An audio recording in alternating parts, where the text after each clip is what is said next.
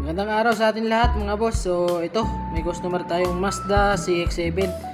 So ang nangyari dito, nawarak yung susi ni sir. So pati yung chip niya, alanganin na. So ang mangyayari dito, gagawa tayo ng panibagong susi niya, tapos bagong remote niya. So mag-generate muna tayo ng bagong remote, tapos program natin yung transponder key niya. So tara mga boss, gawin na natin. As you can see mga boss, nagawa na natin. So ito yung gawa nating remote. So testing natin. So try natin lock, then unlock. Another one. Ayos mga boss. So try din natin tong naputol nating bakal mga boss, kasi through CNC cutting na lang to.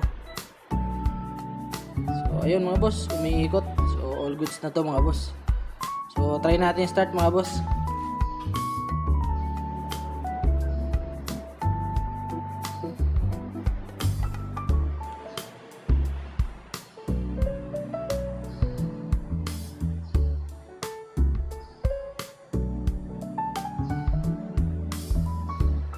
So ayun mga boss, all goods na. As you can see mga boss, may makikita kayo dyan na may ilaw dyan na immobilizer light.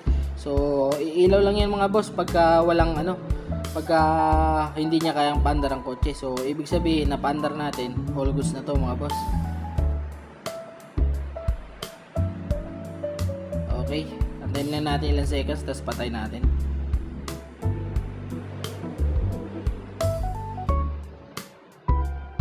Ayos mga boss, last test tayo mga boss. Try natin lock, tapos unlock. Isa pa. So yun lang mga boss, maraming salamat sa tiwala. Mag-iingat tayo palagi mga boss.